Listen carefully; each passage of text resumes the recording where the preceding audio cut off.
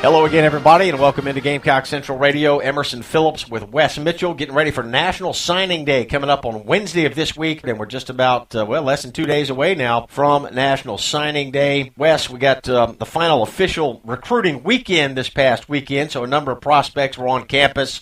We're going to talk about that today, and a big week for Gamecock football. Will Muschamp and this new staff have been working very hard to try to bring in recruits, and we're going to find out Wednesday who will officially become part of the Gamecock football program. It's a big week. Yeah, absolutely. And, one of those things where I almost feel like Muschamp and company have had to do a lot of juggling.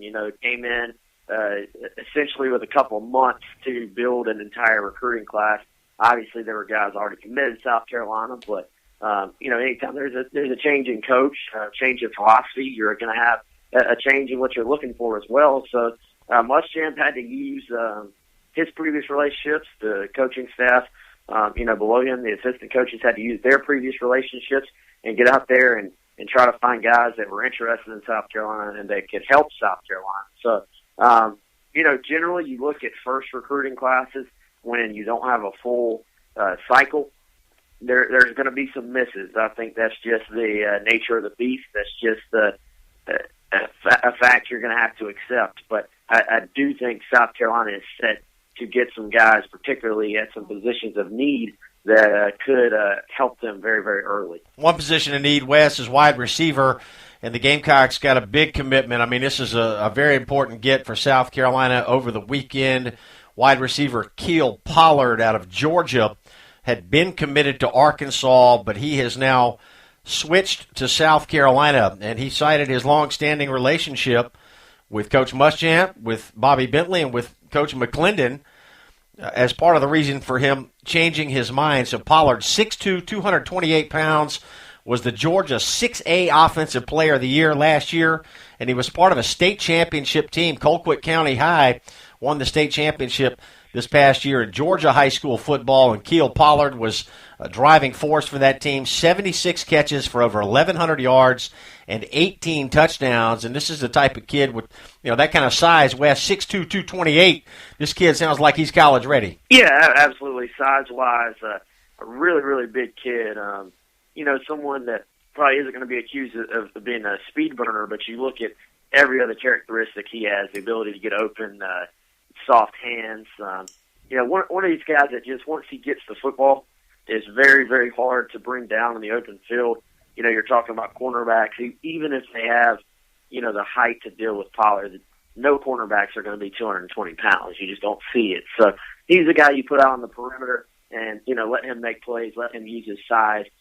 Like I said, very, very good in the open field. And he was a versatile guy for his school as well. He lined up in the backfield at times. He could throw the football. He could catch it, obviously. I think he's one of those guys you just use in a number of ways. I think that's kind of a common thread with this class. You look at him, you look at Rico Dattle, the running back, who also played quarterback in high school.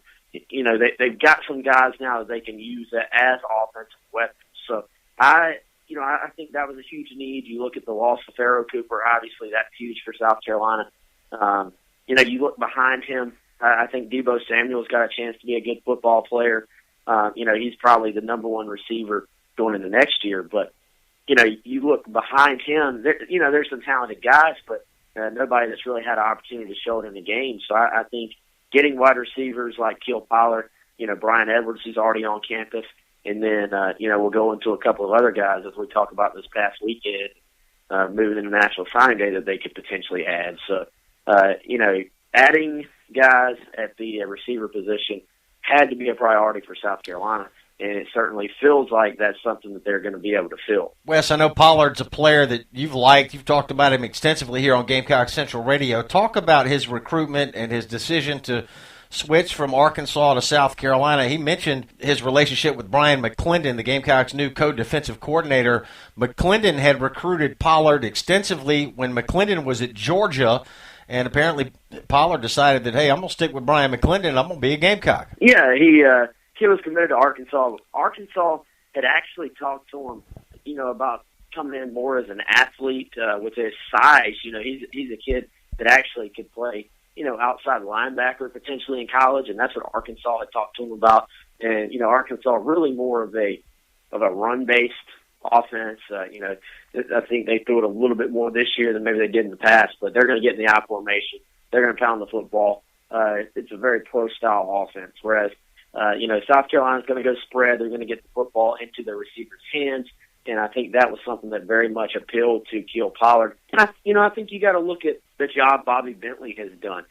Going out, again, I mentioned Dattle earlier. That was a Bobby Bentley guy. You look at Keel Pollard, Bobby Bentley bringing him in as well. For someone that is new to the recruiting game, at least from a sense of actually being, an on-the-field assistant coach who actually has to go out and work guys and visit them and build relationships and stuff like that. Bobby Bentley has really done an outstanding job. You look at, South Carolina going into Georgia and stealing a kid from another SEC program. I think that speaks volumes about what Bentley's ability is going to be as a, actual on-the-field assistant coach. So, I thought that was kind of interesting, how his recruitment played out. And you know what? There were some rumors late that Georgia could maybe even possibly make a run at Keel Pollard and offer him. But obviously, South Carolina, very, very happy to have him in the fold. This is a kid that they offered almost immediately once Muschamp took over. He was one of the first 2016 offers that they sent out. So I know they are thrilled to have him. Yeah, very exciting commitment for the Gamecocks. Receiver Keel Pollard out of Colquitt County High School in Georgia committed to the Gamecocks over the weekend. So, Wes, I count 23 newcomers now for the Gamecock class that will become official with signing day on Wednesday of this week, although it's expected that offensive lineman Lloyd Cushenberry will not commit to the University of South Carolina. He did not take his official visit to Columbia this past weekend. So tell us about him and talk about some more of these newcomers coming in. Right, yeah. Cushenberry committed to the previous staff. He was expected at South Carolina over the weekend for his official visit, did not make it in.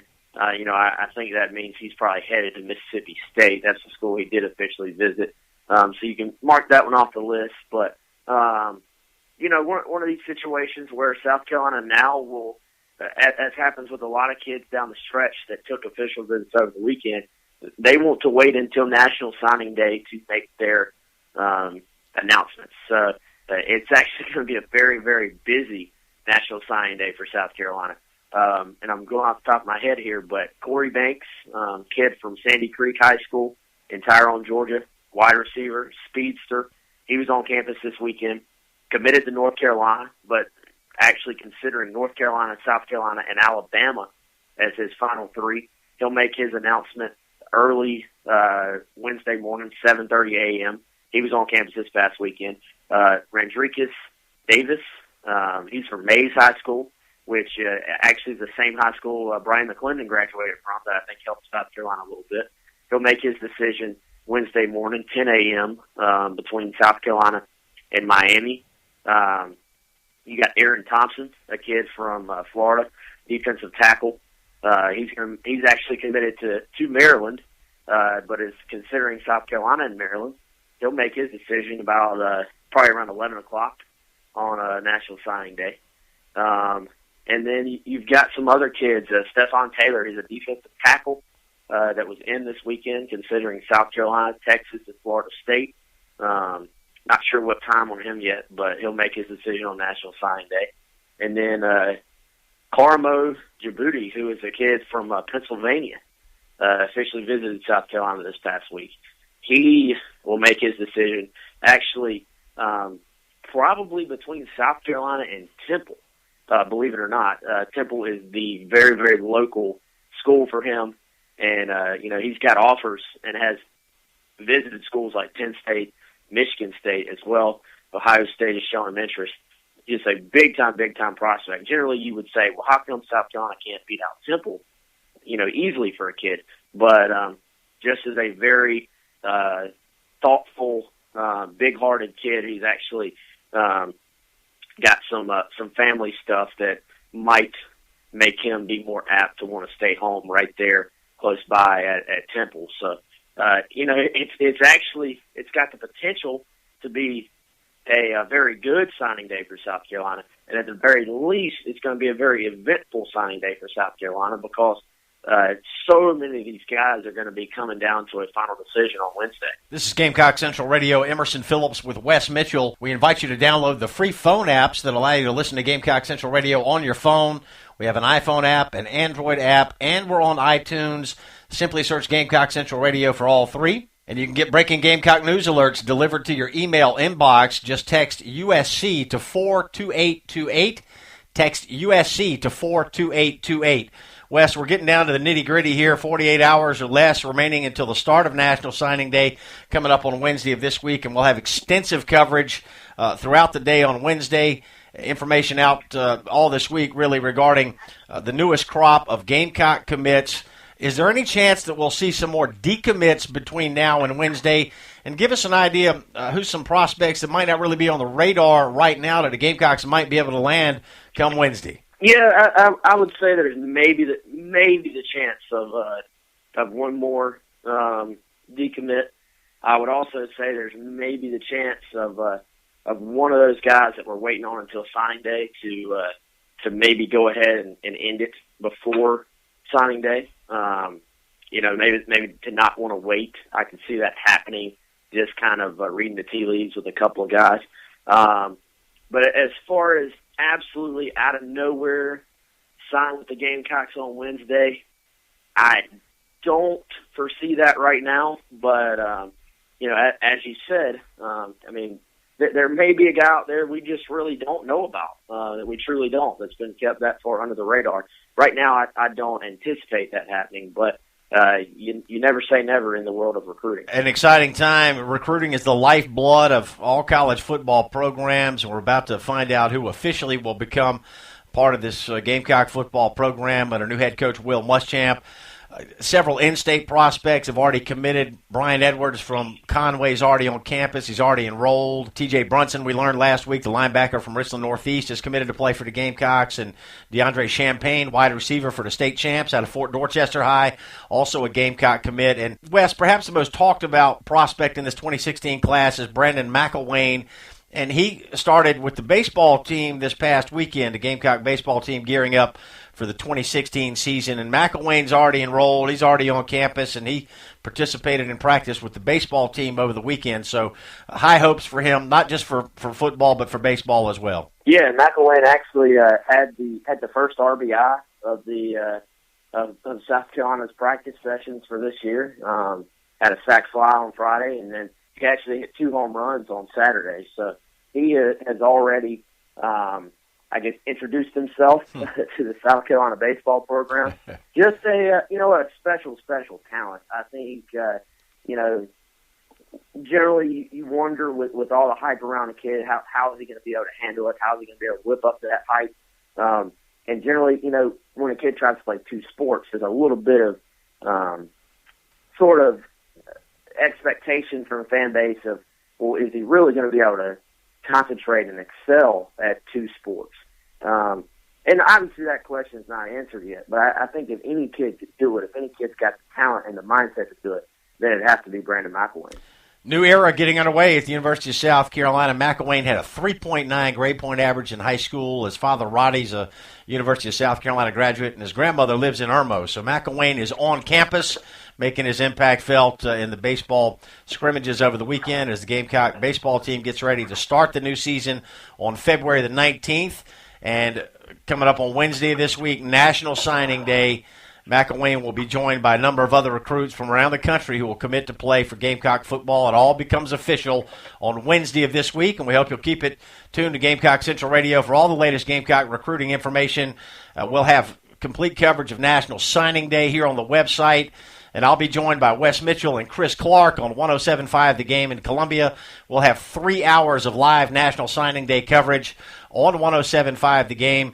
And, of course, plenty more coverage here on Gamecock Central. So it's a big week, Wes.